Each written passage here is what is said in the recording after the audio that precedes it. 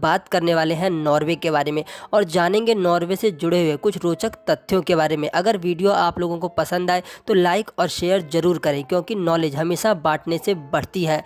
Norway एक ऐसा देश है जहां पर कोई भी इंसान अपनी कमाई को छुपा नहीं सकता, क्योंकि यहां का टैक्स डिपार्टमेंट हर नागरिक की इनकम की जानकारी वेबसाइट पर अपलोड करता है, जहां पर जाके कोई भी इंसान किसी की भी इनकम को बहुत आसानी से देख सकता है।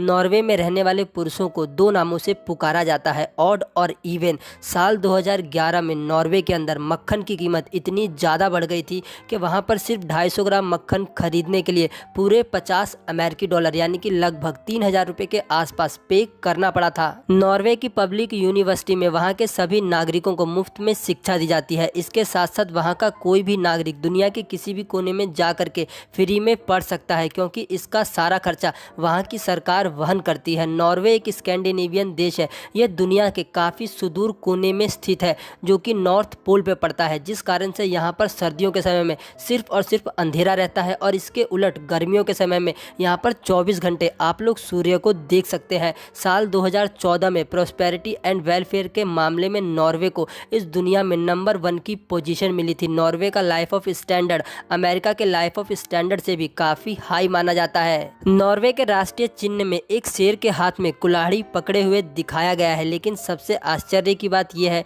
कि इस देश में शेर का कोई अस्तित्व ही नहीं है। नॉर्वे और स्वीडन दोनों ही एक दूसरे के पड़ोसी हैं, लेकिन 1814 से लेकर के 1905 तक ये दोनों ही देश एक हुआ करते थे। 1905 में इन दोनों देशों का बंटवारा हो गया और दोनों देश अलग अलग हो गए।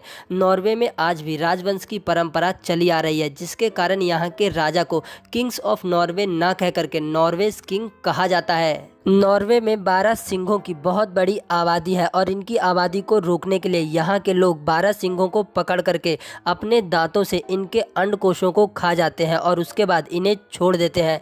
नॉर्वे के लोग अपनी लाइफ में बुक्स पढ़ने के भी काफ़ी शौकीन होते हैं। यहाँ का हर नागरिक एवरेजली एक साल में कम से कम 5000 रुपये सिर्फ और सिर्फ किताब पर खर्च करता है। साल 2017 में नॉर्वे की गवर्नमेंट ने FM रेडियो को पूरी तरह से बंद कर दिया, जिस कारण से नॉर्वे इस दुनिया का पहला ऐसा देश बना जिसने FM रेडियो को बंद करके डिजिटल वर्ल्ड में पूरी तरह से स्विच कर लिया। नॉर्वे में एक जगह है जिसका नाम है हेल और अंग्रेजी में इसका अर्थ होता है नर्क। ठीक इसी तरह से अमेरिका में एक राज्य है जिसका नाम है टेक्सास। नॉर्वे में इसका अर्थ होता है पागल। नॉर्वे के कानून के अनुसार अगर वहाँ के स्थानीय प्रशासन को ऐसा लगता है कि कोई भी पेरेंट्स अपने बच्चों का पालन पोषण सही तरीके से नहीं कर रहे हैं या फिर अपने बच्चे पर किसी भी प्रकार की कोई हिंसा कर रहे हैं, तो वहाँ का प्रशासन बिना माता पिता की अनुमति के उस बच्चे को अपनी कस्टडी में ले सकता है, क्योंकि नॉर्वे में बच्चे के ऊपर किसी भी प्रकार की कोई हिंसा बर्दाश्त नहीं की जाती है। अपने इस कानून के कारण नॉर्वे दुनिया में कई बार विवादों के केंद्र में भी रह चुका है। जहाँ पर भारत में 12 साल से कम उम्र के बच्चे को फिल्म और टीवी एड्स में ले लिया जाता है, तो वहीं पर नॉर्वे के अंदर 12 साल से कम उम्र के बच्चे पर किसी भी प्रकार का कोई मॉनेटरी वर्क नहीं कराया जा सकता है। नॉर्वे का कुल क्षेत्रफल 3,85,178 किलोमीटर है। नॉर्वे की राजधानी ओसेलो है और यहाँ की ऑफिशियल लैंग्वेज नॉर्वेगियन मानी जाती है। नॉर्वे की आधिकारिक मुद्रा का नाम नॉर्वेगियन क्रोन है। नॉर्वे इस दुनिया में अपने एक अजीब कानून के लिए भी जाना जाता है। नॉर्वे की कानून के अनुसार यहाँ पर किसी भी कुत्ते को बांध कर रखना एक कानूनी अपराध है। यहाँ पर कुत्ते को सिर्फ विशेष परिस्थितियों में ही बांधा जा सकता है, जब उसे बांधना आवश्यक माना गया हो। जहां पर भारत में कोई भी व्यक्ति अगर पुलिस में भर्ती होना चाहता है तो उसके पास सिर्फ डिग्री होनी चाहिए, चाहे वो किसी भी क्षेत्र की क्यों ना हो। लेकिन नॉर्वे में ऐसा बिल्कुल भी नहीं है। अगर यहाँ पर कोई भी इंसान पुलिस में भर्ती होना चाहता है तो उसके लिए उसे 3 साल का पुलिस स्टडी करना पड़ता है, जिसके बाद उसे बैचलर की डिग्री मिलती है और उसके बाद ही वो अपनी लाइफ में पुलिस में भर्ती हो सकता है। नॉर्वे एक ऐसा देश है जहाँ पर किसी भी अपराधी को फांसी या फिर मृत्यु की सजा नहीं दी जाती, चाहे उस अपराधी ने अपनी लाइफ में कितना ही गंभीर से गंभीर अपराध क्यों न किया हो।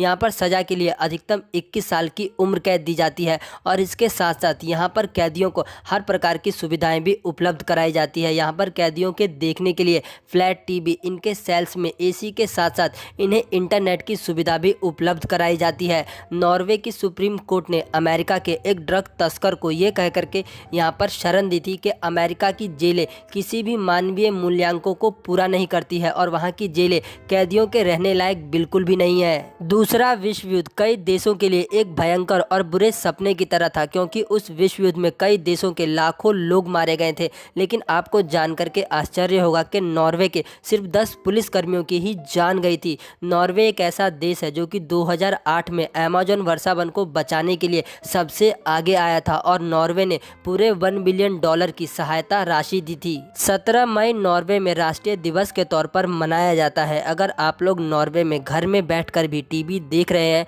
तो इसके लिए भी आप लोगों को सरकार को लाइसेंसिंग फीस देनी पड़ती है, जो कि एक साल में लगभग 30,000 रुपये के आसपास होती है।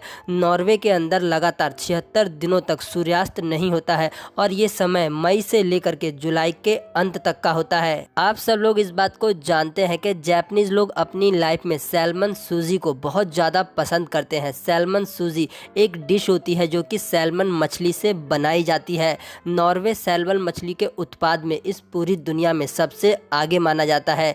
असल में सैल्मन सूजी की उत्पत्ति नॉर्वे के अंदर हुई थी और जापानीज लोग इसे 80 के दशक में जान पाए थे। नॉर्वे का समुद्री क्षेत्र लगभग 1,01,388 किलोमीटर है। ये इतना बड़ा है कि आप धरती के पूरे 2.5 चक्कर लगा सकते हैं।